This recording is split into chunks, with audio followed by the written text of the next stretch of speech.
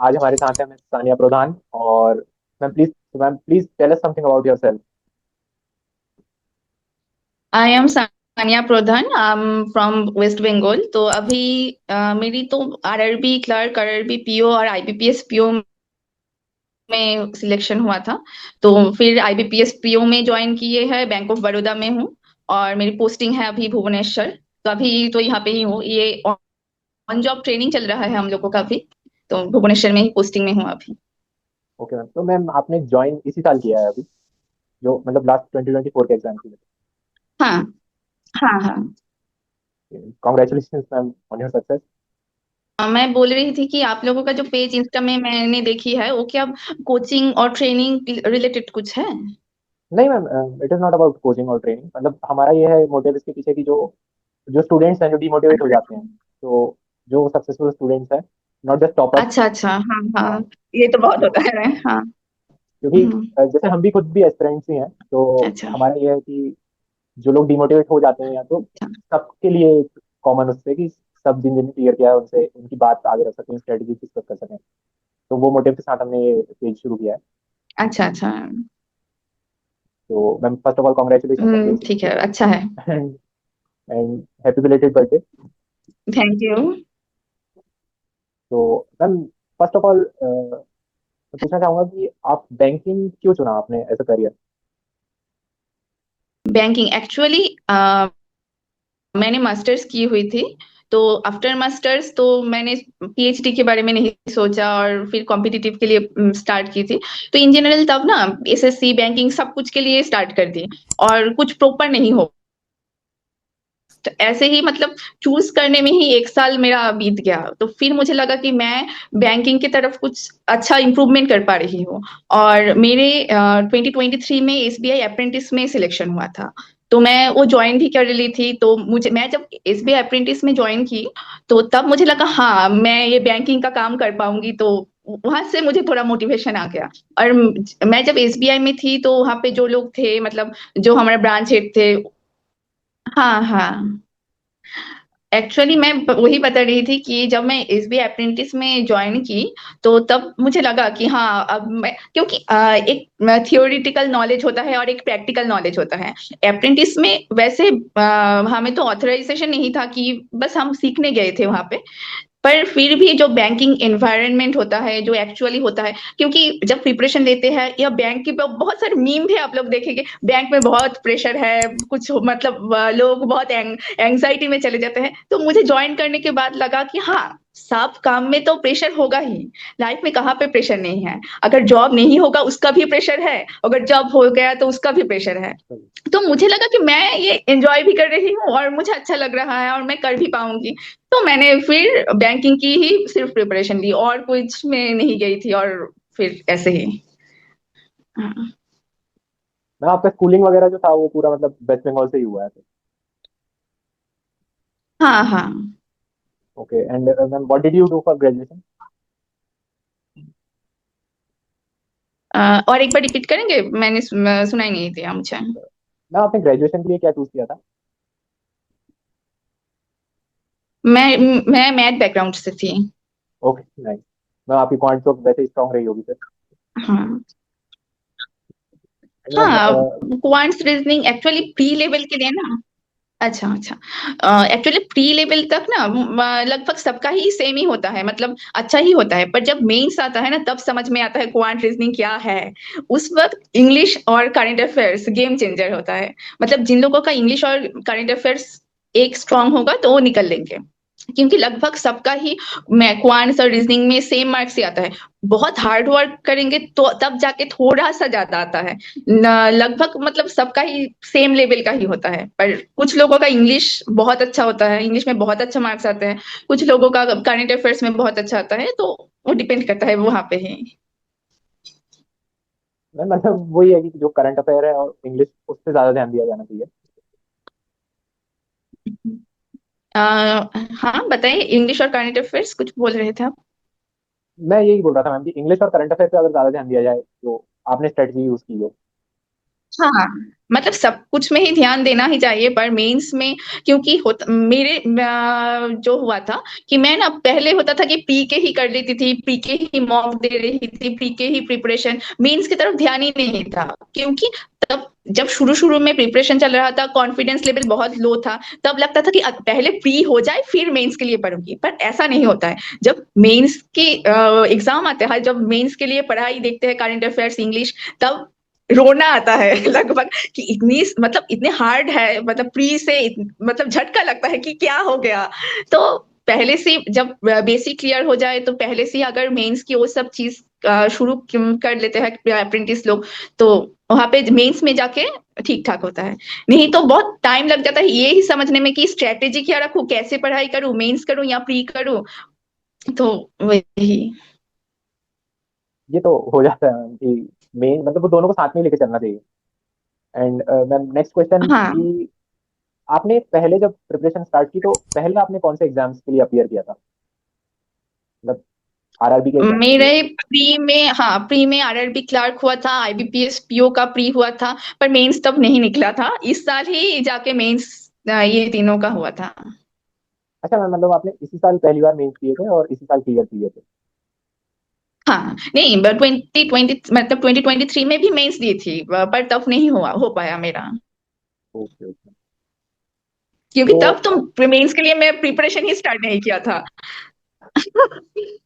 वो वही रहता है ना, इनिशियली अपन प्री के लिए ज्यादा फोकस रहते हैं। तो मैम आपकी प्रीलिम्स के हेलो। लिए स्ट्रेटेजी क्या थी? हेलो।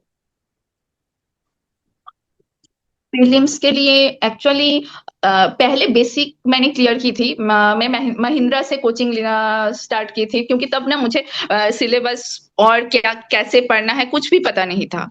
तो महिंद्रा का एक पैकेज था एसएससी प्लस बैंकिंग, पर एसएससी का तो बाद में क्लास की ही नहीं, वो घर पे ही पढ़ ली थी। और वहां से मैंने जो बेसिक बैंकिंग था प्री लेवल का, क्वांट और रीजनिंग मेरा वहां से ही क्लियर हुआ था। फिर जाके मैंने खुद मॉक दे के जो यूट्यूब चैनल्स है वहां से जाके हुआ। इंग्लिश के लिए मैंने निमिषा बंसल, साबा मैम, इन लोगों का वीडियो देखा। और मेरे लिए ना मॉक बहुत इंपॉर्टेंट रोल प्ले किया है, क्योंकि ना उतना ज्यादा पढ़ने मतलब जब अप्रेंटिस ज्वाइन कर ली थी तो तब ना उतना टाइम नहीं मिलता था। तो मॉक दे के और मॉक एनालिसिस करके ना बहुत मतलब इंप्रूवमेंट हुआ नंबर, और जो एग्जाम की जो फियर होता है वो भी थोड़ा कम हो गया, एंग्जाइटी कम हो गया। तब ना ऐसा लगता था कि ठीक है, एक जब एग्जाम देने जाते थे मेंस और प्री, तब लगता था कि ठीक है एक मॉक ही तो दे के आएंगे, क्या होगा, ऐसा है मतलब मॉक बहुत इंपॉर्टेंट था इसमें। And ma'am what was the strategy for mains, अगर मैं पूछूं तो?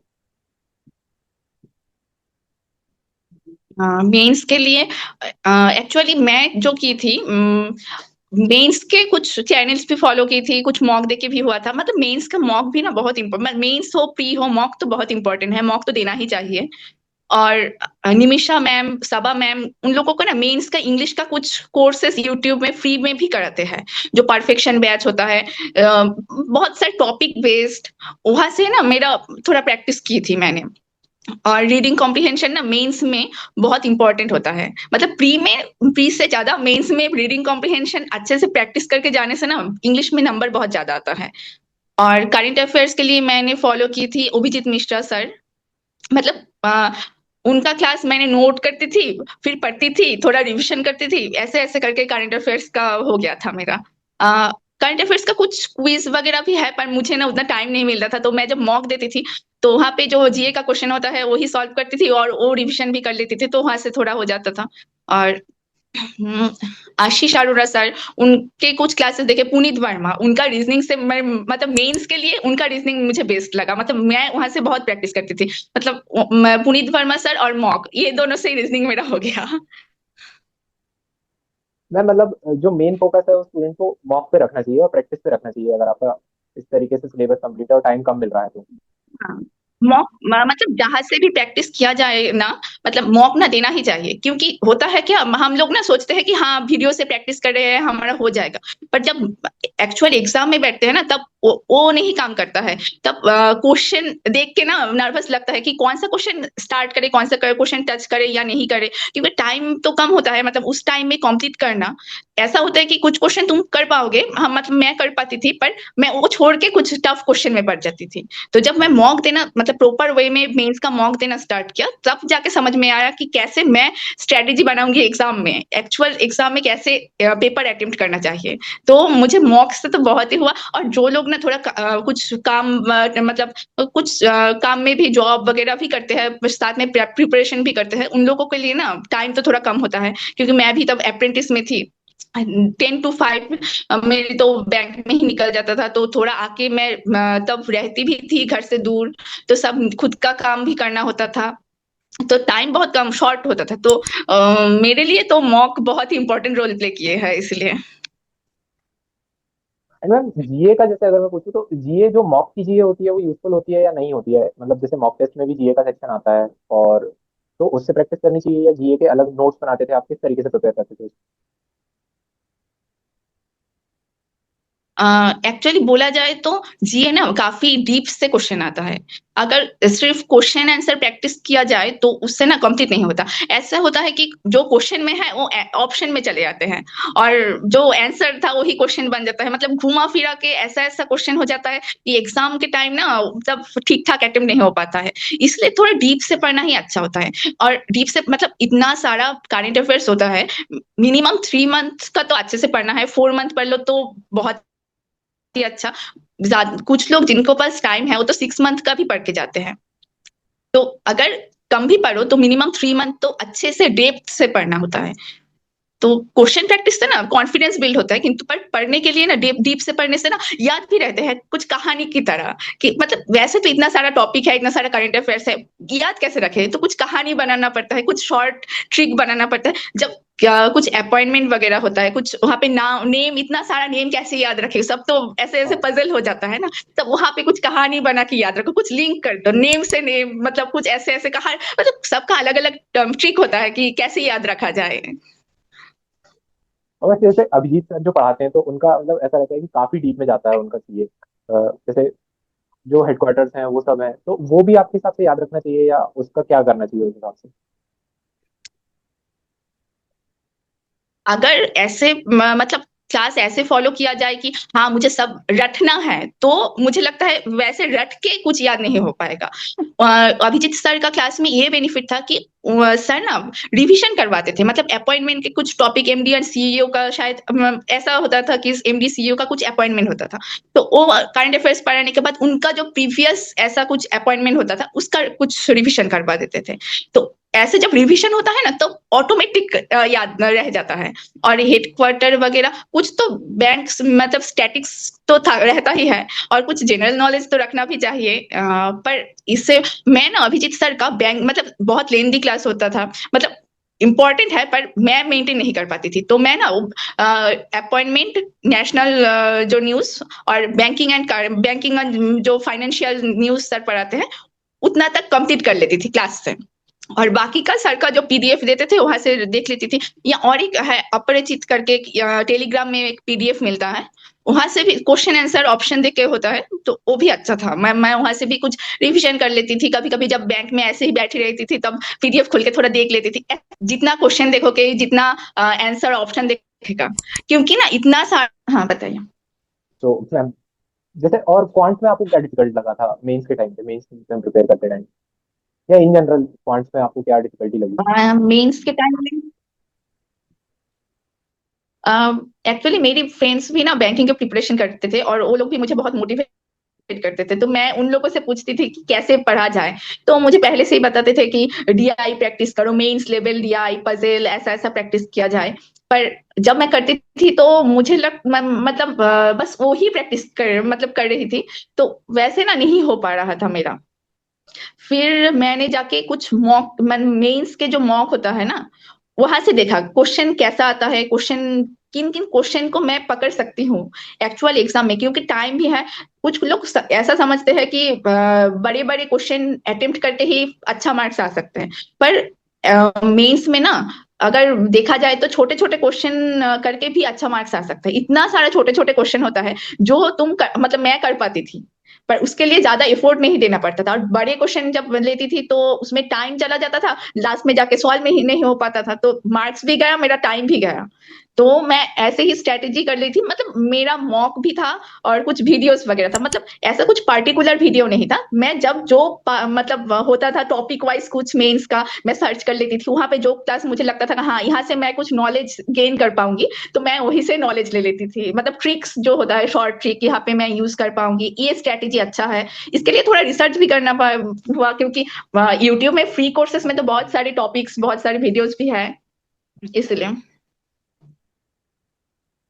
तो मैम आपने कोई सब्सक्रिप्शन लिया था ऑनलाइन या फिर यूट्यूब के ही थ्रू किया था फ्री में? शुरू शुरू में मेरे पास अनअकैडमी का सब्सक्रिप्शन था। तब मतलब निमिषा मैम भी अनअकैडमी में ही थी तो, पर ना मैं वहां से कुछ ज्यादा कुछ अचीव नहीं कर पाई, क्योंकि तब मैं मेंस के लिए कुछ पढ़ती ही नहीं थी। यूट्यूब से ही, मतलब जो प्री लेवल का था ना वो ऑलरेडी सीख चुकी थी। तो मैं तब थोड़ा सुनील वर्मा सर की प्री का क्लास भी देखती थी, यूट्यूब में जो फ्री क्लासेस है। तो ऐसे ऐसे करके ही प्री का प्रिपरेशन चला गया। मैं मेरा अनअकैडमी का सब्सक्रिप्शन भी खत्म हो गया।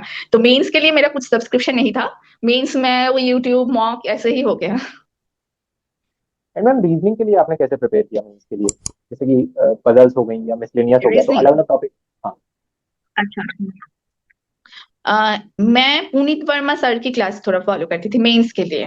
प्री एक्चुअली हो गया था। मतलब मतलब प्री के लिए पहले तो सिलेबस जानना जरूरी था, क्या क्या टॉपिक है, टॉपिक वाइज पूरा सिलेबस कंप्लीट हो गया था। तब मैं मॉक देना स्टार्ट कर दी थी, तो प्री ना अच्छा भी लगता था। प्री का हो रहा था, प्री का ही बस प्रिपरेशन। पर मेंस का जो था मतलब वो पजल वगैरह, तो वो तो काफी हार्ड था। तो पुनीत सर का जो ट्रिक्स था ना मुझे बहुत अच्छा लगता था। हाँ ऐसे ऐसे सोच सकते हैं जब पजल करते हैं। तो मैं वहां पे लिंक कर पाती थी। जब सर को कुछ क्वेश्चन समझा रहे थे तो मैं विजुअलाइज करती थी कि हाँ ऐसे ऐसे हो पाएगा। मतलब ऐसे, मतलब जो जो था। और मैं पजल के साथ जो छोटा छोटा क्वेश्चन होता है मैं उसको टारगेट करती थी। हाँ मुझे वो छोटा छोटा जो क्वेश्चन है मुझे वो छोड़ना ही नहीं है। पहले मैं मतलब जब रीजनिंग पेपर देती थी तो मैं टाइम थोड़ा वैसे ही डिवाइड कर लेती थी। ये टाइम में मुझे ये छोटा छोटा क्वेश्चन करना है। कुछ जो लॉजिकल रीजनिंग है, मतलब मैं कुछ टॉपिक वाइज भी प्रैक्टिस कर ली थी। मतलब सब मैं पुनीत वर्मा सर की क्लास से तब मतलब देख के कर हो गया था। तो ऐसे टॉपिक वाइज कुछ किए थे, कुछ मॉक देके। मतलब मैं मेंस के टाइम ना रीजनिंग के पार्ट कर ली थी। हाँ मुझे इस टाइम में ये सारे क्वेश्चन करना है, छोटा छोटा जो है। फिर जाके पजल, पजल में भी कुछ इजी भी रहता है, कुछ टफ भी होता है। तो वो समझना थोड़ा दिक्कत होता है कि कौन सा वाला इजी होगा, ये डुएबल है, ये थोड़ा लेंदी है, थोड़ा मतलब कुछ क्वेश्चन में ऐसा भी होता है क्वेश्चन इजी है पर जो मतलब पजल इजी है पर क्वेश्चन जाके कॉम्प्लिकेटेड कर देते हैं। कुछ में क्वेश्चन लेंदी है पर मतलब ऐसे ऐसे बहुत सारे होता है। वो ना मॉक दे के ही समझ में आता है, हाँ ये ऐसा हो सकता है। तो मतलब ऐसे ही हो गया मुझे। और मैम क्रिटिकल रीजनिंग को आपने मतलब अटेम्प्ट किया था या नहीं किया था, या आप कैसे प्रिपेयर किया था? एक्चुअली ना मैं कुछ प्रैक्टिस तो की करके ही गई थी। पर कभी कभी मुझे लगता है कि वो ना, ओके मैम, तो क्रिटिकल रीजनिंग की बात कर रहे थे अपन। हाँ एक्चुअली मैं ना सब कुछ जो पुनीत सर की क्लास है तो वहां से ही प्रैक्टिस करती थी, कभी कभी टॉपिक वाइज और मॉक में भी। तब पर क्रिटिकल रीजनिंग में ना कुछ कुछ ट्रिकी क्वेश्चन भी होता है, तो उस तरह के क्वेश्चन थोड़ा अवॉइड किया जाए तो बेटर है। मतलब वो ना मॉक देके ही मुझे लगा कि हाँ इस तरह के क्वेश्चन मुझसे थोड़ा, मेरे लिए थोड़ा क्रिटिकल हो रहा है। तो मैं थोड़ा उस तरह के, मतलब वो ना मैं कुछ प्रैक्ट मतलब वीडियो देख के सर की जो सौरमल सर जो कराते थे तो वहां से थोड़ा मॉक देके ऐसे ही हुआ था। पर हाँ क्रिटिकल रीजनिंग भी कुछ लोगों के लिए ना बहुत इजी टॉपिक होता है। मतलब कुछ लोगों का एनालाइजिंग पावर बहुत अच्छा होता है, पर कुछ लोगों के लिए ना कुछ तुक्का जैसा भी होता है। हाँ इसमें तो ऐसा हो सकता है, पर ऐसा नहीं करना है, क्योंकि एक एक मार्क्स भी ना बहुत इंपॉर्टेंट है। अगर लगे कि ये रीजनिंग, क्रिटिकल रीजनिंग मुझसे नहीं हो पा रहा है, ये यहाँ पे थोड़ा डाउट हो रहा है, कुछ ऐसा है, तो वो छोड़ देना ही अच्छा होगा। और मैम मेंस में आप रीजनिंग में जो पजल्स हैं उन पे कितना फोकस करते थे? पजल्स में मैं ना जब करती मतलब जब मॉक देती थी तो तब मैं देखती थी कि कुछ पजल्स ऐसा है कि कुछ इजी है, और कुछ ऐसा है कि देखने में इजी है पर है नहीं। तो ऐसे मॉक दे दे के ना मुझे समझ में आ गया कि किस तरह के क्वेश्चन आ गए तो मैं इसको अटेम्प्ट करूंगी, और कुछ छोड़ दे, मतलब उसमें टच ही नहीं करना है, ठीक है ये ऐसा है तो मैं छोड़ रही हूँ। तो वो ना मुझे लगता है कि रीजनिंग हो, क्वांट हो, वो ना जितना प्रैक्टिस किया जाए उतना ही बेहतर होगा। मतलब एक्चुअल जब एग्जाम में बैठ, मतलब जब एक्चुअल मेंस के एग्जाम में होगा कोई कैंडिडेट, तो तब ये सोचने का टाइम नहीं रहता कि ये मैं करूंगी या नहीं। वो देख के समझना पड़ता है कि हाँ ये मुझे छोड़ देना है। उसके लिए कुछ दुख दर्द नहीं होना चाहिए, कुछ गिल्ट फीलिंग नहीं होना चाहिए, ये तो कर पाती थी। अगर बाहर एग्जाम के, जब एग्जाम देके निकलती हो तो कुछ दोस्त बोलते हैं हाँ हाँ वो तो इजी था, पर ठीक है वो इजी था मैंने छोड़ दिया, उसके लिए दुख लेके कुछ नहीं करना। मतलब ऐसा नहीं कि हाँ ये टच कर रही हूँ, ये टच कर रही हूँ, कुछ हो ही नहीं रहा, ऐसा नहीं होना चाहिए, कुछ सही है। करके आना चाहिए। हाँ। और मैम जैसे इनपुट आउटपुट में सब काफी ज्यादा स्टूडेंट्स को डिफिकल्टी आती है रीजनिंग के अंदर, तो उसको आपने कैसे टैकल किया था? नहीं, इनपुट आउटपुट मैंने वो पुनीत वर्मा के सर के ही क्लास से किए हैं, और मॉक से भी किए हैं। एक्चुअली इनपुट आउटपुट प्रैक्टिस किया जाए तो उसमें ना अच्छा मार्क्स आते हैं। मतलब मुझे लगता है इनपुट आउटपुट छोड़ना नहीं चाहिए। मतलब बहुत, हाँ कभी कभी ऐसा भी होता है कि बहुत क्रिटिकल इनपुट आउटपुट को दे दिया है जाएगा। कभी कभी ऐसा भी होता है इनपुट आउटपुट इजी है पर क्वेश्चन में कुछ क्रिटिकल ऐसा ऐसा कुछ घुमा फिरा के पूछ लिया हम्म। जाए, पर थोड़ा सोचने से ना वो हो जाता है। पर जो अदर्स पजल होता है कुछ इतना ज्यादा लेंदी होता है, तो वो बहुत टाइम कंज्यूमिंग होता है। पर वही टाइम अगर, मतलब उससे भी कम टाइम ही लगता है इनपुट आउटपुट करने में, और वहां से ना लगभग 5 क्वेश्चन आंसर भी मतलब वो भी सॉल्व भी हो जाता है। तो मुझे मेरे लिए इनपुट आउटपुट मैं वो करती थी, मतलब वो मेरे हाथ में है, मतलब मैं वो छोड़ती नहीं थी ऐसा। Okay, nice ma'am. और मैम अपन हाँ। मॉक की बात कर रहे थे, तो मॉक आपने कौन कौन से प्रेफर किए थे? मतलब आप मल्टीपल एक मॉक्स? मिनट, हाँ मेरे, हाँ हाँ बताइए। मॉक्स आपने कौन कौन से प्रेफर किए थे? मैं ऑलिव बोर्ड, मेंस के लिए ना मैं बस ऑलिव बोर्ड के ही ज्यादा मॉक अटेम्प्ट की थी। और ऑलिव बोर्ड के सिवा प्रैक्टिस मॉक, मैं टेक्स्ट बुक से भी मॉक देती थी। मतलब टेक्स्ट बुक गाइडली यहाँ से प्री का मॉक देती थी ज्यादातर। पर मेंस के लिए मैं ऑलिव बोर्ड ही ज्यादा, मतलब ऑलिव बोर्ड के सारे मेंस के मॉक ही दे चुकी थी। और प्रैक्टिस मॉक की भी 2-3, मतलब वो ज्यादा कंप्लीट नहीं कर पाई, पर ऑलिव बोर्ड का हो गया था लगभग। हाँ, हमने सब्सक्रिप्शन प्रैक्टिस मॉक और हॉलीवुड के लिए थे मतलब। हाँ हाँ, olive board practice mock text book का भी था। एक्चुअली टेक्स्ट बुक ना बहुत ही स्टूडेंट फ्रेंडली है, हाँ। और मुझे लगता है कि प्री के लिए ना टेक्स्ट बुक का क्वेश्चन भी काफी हद तक ठीक ठाक ही है। हाँ इंग्लिश थोड़ा शायद कुछ उससे भी ज्यादा हाई लेवल आ जाता है कभी कभी। क्वांट में थोड़ा इंग्लिश भी ठीक ठाक है, पर क्वांट में ना थोड़ा हाई लेवल आता है। पर फिर भी टेक्स्ट बुक में ना बहुत सारे मॉक होता है, तो प्री के लिए प्रैक्टिस के लिए ना टेक्स्ट बुक भी अच्छा ही है। मतलब स्टूडेंट फ्रेंडली भी होता है ये, मतलब बहुत कम सब्सक्रिप्शन में भी बहुत कम लगता है, और बहुत सारे मॉक भी मिल जाता है। और मेंस के लिए मॉक की फ्रीक्वेंसी क्या रहती थी? जैसे आपने आज अगर डिसाइड किया कि आज मेंस का मॉक दे रहे हैं, तो क्या आप एक सेटिंग में पूरा मॉक देते थे? हाँ मैं एक सीटिंग में देती थी। और जब 1 वीक रहता था मेंस के एग्जाम्स थे, मेरे तो बैंक जाना भी होता था, पर मैं कभी कभी छुट्टी भी ले लेती थी, मतलब अप्रेंटिस के टाइम। मैं ना मेरे टाइम जो होता था, मतलब मेंस के एग्जाम के तो एडमिट भी मेरे तो चला आता था कि इस टाइम इस शिफ्ट में मेरे एग्जाम है, तो उसी टाइम में मैं बैठती थी एग्जाम देने में। क्योंकि ना वो मतलब मुझे लगता था कि उससे ना मैं थोड़ा, मेरी ब्रेन थोड़ा एडजस्ट हो जाता है, हाँ इस टाइम में मुझे इस तरह से फोकस करना है। तो मैं बस जैसे एग्जाम होता था वैसे ही रेडी होके मतलब बैठ जाती थी, लैपटॉप खोल के पेन लेके थोड़ा शांत बैठती थी, फिर एग्जाम स्टार्ट होता था मैं शुरू कर देती थी। तो मैम, मैं ये पूछ रहा था कि जैसे मॉक की फ्रीक्वेंसी आपने बताया, फिर कितनी रहती थी? मतलब अपन कह रहे थे कि एक सेटिंग में आप देते थे, तो फिर कितने कितने मॉक दिए आपने मेंस के हिसाब से? मेंस के लिए मैं एक दिन में एक ही मॉक देती थी। पर मॉक देने के बाद ना एनालिसिस करना होता है, मतलब मॉक खत्म हो जाए तो मैं थोड़ी देर बाद ही बैठ जाती थी एनालिसिस करने में कि कहाँ कहाँ मेरा मतलब नेगेटिव हुआ, कहाँ कहाँ जाके मैं थोड़ा इम्प्रूव कर पाती थी, कहाँ जाके मेरा गलती थी, तो ये थोड़ा देख लेती थी। बाकी का जो क्वेश्चन मैंने अटेम्प्ट नहीं किया, पर जो इजी था उसमें से क्वेश्चन भी थोड़ा सॉल्व कर लेती थी। देखती थी कि हाँ ये वाला पजल इजी था, ये वाला थोड़ा टफ था, तो इस ये वाला पजल मुझे अटेम्प्ट करना चाहिए था। तो ये सब एनालिसिस भी बहुत इंपॉर्टेंट होता है एक्चुअली ना, मेंस के मॉक ना एक दिन में एक ही देना चाहिए और उसको अच्छे से एनालिसिस करना चाहिए, मतलब चाहिए, क्योंकि ना मेंस के तो एक मॉक बहुत लेंदी होता है, बहुत टाइम से पेशेंस लेके बहुत ही ध्यान लगा के बैठना होता है। अगर कोई सोचता है कि मैं एक दिन में 2-3 मॉक दूंगी पर कोई एनालिसिस नहीं हुआ, तो मुझे नहीं लगता कि उस मॉक का कुछ फायदा है। इससे अच्छा है हाँ मैं एक ही मॉक दे रही हूँ, उसका भी अच्छे से एनालिसिस करती हूँ तो ठीक है। हाँ प्री का 2-3 मॉक एक दिन में तो लगा ही सकते हैं, पर मेंस के लिए एक ही ठीक है, मतलब एक ही करो पर अच्छे से करो। जी मैम, हाँ। और और क्योंकि ये भी अच्छा है। हाँ। एनालिसिस बहुत इंपॉर्टेंट पार्ट प्ले हाँ करता है। बताइए। हाँ हाँ। और मैम, आरआरबी के लिए आपने कंप्यूटर की कैसे प्रिपरेशन की थी? कंप्यूटर के लिए अरोरा एडुकेटर करके एक मतलब प्लेटफॉर्म भी है। अरोरा सर की कुछ यूट्यूब में भी वीडियोस है। तो मैं अरोरा सर को फॉलो करती थी, मतलब अरोरा सर की कंप्यूटर मुझे इजी लगता था, मतलब वो जो जो टॉपिक पढ़वाती थी, मतलब सर क्वेश्चन आंसर करके ही समझाते थे, पर मुझे ना वो ही थोड़ा इजी लगा और कम टाइम में जितना ज्यादा कंज्यूम कर सकते हैं तो मुझे लगा मैं वहां से अच्छे से कर पाई हूँ। और मैम, आपका इंटरव्यू एक्सपीरियंस कैसा था जो पीओ के लिए था? आरआरबी पीओ के लिए, आरआरबी पीओ का जो इंटरव्यू था वो मेरा फर्स्ट इंटरव्यू था, तो मैं बहुत नर्वस थी।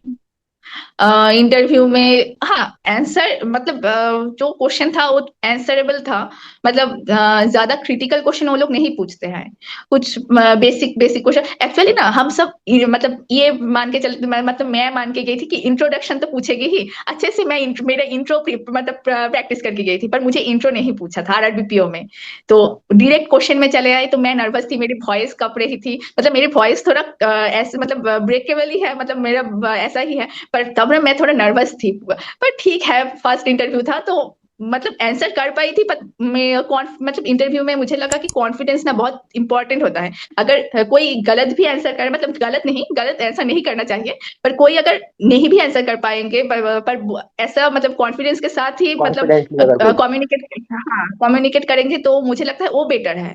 पर मेरा कॉन्फिडेंस नहीं था। पर जब मैं आईबीपीएस पीओ का इंटरव्यू के लिए गई थी तो तब ना मुझे पता नहीं, इंटरव्यू के पहले तो थोड़ा बहुत नर्वस थी शायद, पर इंटरव्यू के मैं जब हॉल मतलब वहां पे गई थी तो मुझे ना नर्वस नहीं हुआ, मतलब मैं बहुत ही ऐसा लग रहा था कि हाँ थोड़ा बातचीत ही कर रहे हैं, ये इंटरव्यू नहीं है नॉर्मल। वो लोग कुछ पूछ रहे थे मुझे तो ऐसा भी पूछा था जैसे मैं अप्रेंटिस में थी तो मुझे ऐसा बोला गया था अगर किसी को पीएमएसबीवाई जेजेबीवाई के लिए मतलब अप्रोच किया जाए, मतलब उसकी क्या फैसिलिटीज है तो तुम कैसे अप्रोच करोगे कि ये आपको मतलब कस्टमर को कैसे बेनिफिट दे सकता है।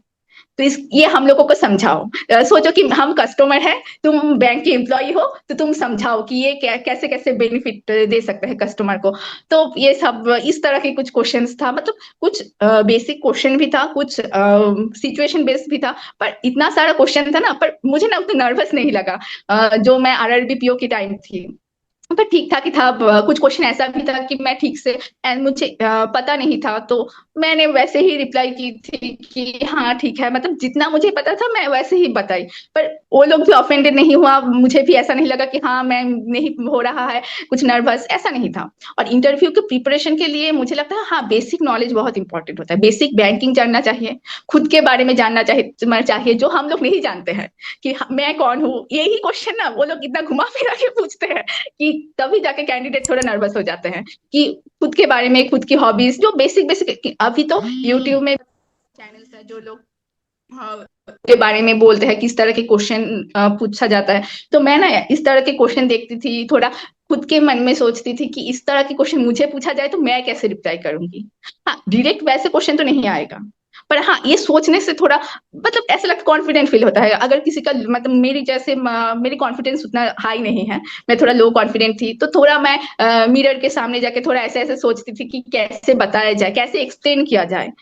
तो इससे थोड़ा मुझे लगा कि हाँ थोड़ा तो इम्प्रूवमेंट हुआ है। और बेसिक बैंकिंग जानना ही चाहिए इंटरव्यू में जाने के लिए, क्योंकि वो लोग कुछ ऐसा क्रिटिकल कुछ नहीं पूछते हैं। जी हाँ। और मैम, हेलो। पैनल पैनल में कितने लोग होते हैं इंटरव्यू में? जैसे पैनल को अगर आप डिस्क्राइब करना चाहें। 2 बार ही मेरे पैनल में 7-8 लोग थे। आरआरबी में 7 लोग थे, आईबीपीएस पीओ के टाइम भी 7-8 लोग थे, एक मैडम भी ओके। थी, मतलब अच्छा। टोटल मिलके 7-8 मैडम सर थे। Okay, okay. और बेसिक क्वेश्चन हाँ, जो हुए थे, जो बैंकिंग से हुए थे, और जो बाकी बेसिक क्वेश्चन हुए थे, वो कैसे हुए थे, अगर आप डिस्क्राइब करें थोड़ा तो। बेसिकली अभिजीत सर का भी कुछ क्लासेस है बेसिक बैंकिंग के, यूट्यूब में फ्री भी है। और कुछ मैं ऐसे जब सर्च कर रही थी कि इंटरव्यू के लिए कैसे प्रिपरेशन किए जाए, तो तब ना बहुत सारे कैंडिडेट्स सर मैडम बेसिक कुछ क्वेश्चन बोल मतलब डिस्क्राइब करते थे, तो मैं ना उस क्वेश्चन को लिख लेती थी। तो उसके ना मैं एक नोट भी बना ली थी कि हाँ मतलब बैंक क्या है, बैंक के फाउंडेशन, बैंक की हिस्ट्री, बैंक की एक्चुअल काम क्या है, बैंक की नेसेसरी मतलब नेसेसिटी क्या है, ये सब कुछ बेसिक बेसिक क्वेश्चन जो है। और फिर बैंकिंग के जो बहुत सारी फैसिलिटीज है, कुछ बेसिक जो बैंक का काम है, एनईएफटी, आरटीजीएस, आईएमपीएस, इस तरह के क्वेश्चन मतलब जो होता है। और हाँ कुछ ऐसा भी मतलब अगर क्रिटिकल इंटरव्यू हो तो कुछ ऐसा भी मतलब करंट अफेयर्स रिलेटेड नॉलेज भी लेके जाना चाहिए। डायरेक्ट करंट अफेयर्स नहीं पूछ सकते हैं, पर उसमें से ना कुछ ऐसा ऐसा मतलब एक ही क्वेश्चन में ही बहुत सारे क्वेश्चन बन जाता है। तो इस तरह से मतलब मुझे लगता है कि इंटरव्यू के लिए कुछ ऐसे रट के पढ़ जाओ, कुछ ऐसे बहुत सारे पढ़ जाओ, इतना का मतलब इतना पढ़ने का भी जरूरत नहीं है। हम इंटरव्यू को मतलब मुझे लगता है कि कम पढ़ो पर थोड़ा बेसिक नॉलेज लेके जाओ, जितना हो सके उतना ही परफॉर्म करो मतलब, पर ठीक ठाक करो। ऐसा ही मुझे लगा कि हाँ ठीक है। मेरी कुछ ज्यादा प्रिपरेशन भी नहीं था इंटरव्यू के लिए, मैं बस ऐसे ही बेसिक कुछ क्वेश्चन यूट्यूब से देखी है, बेसिक कुछ इंफॉर्मेशन पढ़ के गई थी, कुछ ऐसे ही चली गई थी मतलब। मतलब जैसे मतलब कई लोग मॉक इंटरव्यू देना प्रेफर करते हैं, तो आपने नहीं दिया मॉक इंटरव्यू वगैरह? नहीं, मॉक इंटरव्यू नहीं दी थी। एक बार सोची भी थी कि जब आरआरबी पीओ का एग्जाम मतलब इंटरव्यू था, तो मैंने तब सोची थी कि मॉक इंटरव्यू दूंगी, क्योंकि मैं बहुत लो कॉन्फिडेंट थी, क्या करूंगी क्या नहीं क्या मतलब, बहुत नर्वस भी थी। पर फिर मैंने टाइम बहुत कम था तो मैंने छोड़ दी, ठीक है जो होगा देखा जाएगा, फिर जाके डायरेक्ट इंटरव्यू में बैठ गई। और आईबीपीएस पीओ के टाइम ना उतना डर नहीं था, क्योंकि एक बार इंटरव्यू हो चुका था, तो मुझे पता था कि हाँ वो लोग ना ऐसा कुछ रॉकेट साइंस तो नहीं पूछते हैं। तो मुझे लगा कि ठीक है, नॉर्मली जितना हो सके मतलब मेरे पास जितना टाइम है उसको मैं डिवाइड करे, थोड़ा थोड़ा मैं टॉपिक सिलेक्ट कर ली थी। हाँ ये बैंकिंग का जो बेसिक बेसिक टॉपिक है मुझे पढ़ के जाना है, ये मैं पढ़ूंगी, उतना लोड नहीं लेना है, बस इंटरव्यू के टाइम थोड़ा शांत रहना है। जैसे मतलब इंटरव्यू के पहले थोड़ा अगर मेडिटेट भी कर पाओगे ना वो भी ठीक है। मतलब मैं देखती हूँ, मैं जब इंटरव्यू देने गई थी तो कुछ लोग बहुत पढ़ रहे थे, कुछ नोटबुक निकाले थे, ऐसे ऐसे पढ़ रहे थे, तो मैं तो देख के सोच रही थी ये देख के थोड़ा नर्वस लग रहा है, इतना पढ़ रहे हैं। तो पर वो ना इंटरव्यू के पहले पढ़ने से ना कुछ याद तो होता है नहीं, जो पहले से है दिमाग में वही निकलता है। लास्ट मिनट तो की प्रेप वैसे भी इसीलिए काम नहीं आता। और मैम हाँ। अगर मैं पूछूं कि जो आपको ऐसा लगे कि जो आपकी प्रिपरेशन के दौरान गलतियां रही आपकी, तो वो क्या हाँ। होंगी? हम्म, मुझे ना ये पूरा सिलेबस, सिलेबस नहीं, सिलेबस तो ठीक है, सिलेबस तो हो ही जाता है। कंसिस्टेंसी नहीं था मेरा पहले से। मतलब पहले ऐसा था कि कौन मतलब प्री के लिए कर रही थी, मेंस के लिए नहीं कर रही थी। कुछ महीना अच्छे से पढ़ ली थी, पर एक महीना का थोड़ा इधर उधर चला गया, कुछ फंक्शन वगैरह में चले गया। मुझे ना बैंकिंग के लिए मुझे लगा कि एटलीस्ट अगर बहुत ही भी मतलब बहुत ही बिजी शेड्यूल हो, पर एक मॉक तो प्री का जरूर देना चाहिए। अगर एक दिन मॉक नहीं देती थी ना, मुझे लगता था कि नेक्स्ट डे जाके मेरे स्पीड थोड़ा कम हो गया है। वहां पे कंसिस्टेंसी बहुत फैक्टर करता है, थोड़ा पढ़ो, एक घंटा पढ़ो, पर फिर भी मतलब रोज चर्चे में रहना चाहिए, रोज थोड़ा थोड़ा प्रैक्टिस में रहना ही चाहिए। और जो था मेरे सिलेक्शन का पीछे और एक रीजन मुझे लगा कि डिसिप्लिन था। क्योंकि ना जब मैं पहले तो ऐसा नहीं था, पहले तो घर पे थी, प्रैक्टिस मतलब जैसे चल रहा था वैसे ही था, उतना लगता नहीं था। पर जब मैं अप्रेंटिस में गई तब टाइम बहुत शॉर्ट था, तो मैंने ना डिसिप्लिन बहुत मेंटेन की कि इस टाइम मुझे करंट अफेयर्स करना है तो इस टाइम जो भी हो जाए मुझे करंट अफेयर्स करना ही है, इस टाइम मुझे मॉक देना है तो मतलब मॉक देना ही है। मैं बहुत कम पढ़ने की टाइम मतलब कर पाई, पर मुझे लगा कि डिसिप्लिन की वजह से ना मेरा इंप्रूवमेंट हो पाया। नहीं तो बहुत टफ था, बहुत टफ था करना, क्योंकि बहुत उतना अच्छा प्रिपरेशन में नहीं था। मतलब मेंस के लिए तो मेरे पूरा दिमाग खराब हो गया था, क्या करूंगी मैं, मेंस हो ही नहीं पाएगा ऐसा लग रहा था। फिर जब धीरे धीरे ऐसे कंसिस्टेंसी और डिसिप्लिन मेंटेन की तो तब जाके मुझे लगा हाँ अब हो पाएगा। और ma'am thank you so much for the interview. और एट द एंड एनी हाँ स्पेसिफिक एडवाइस हाँ।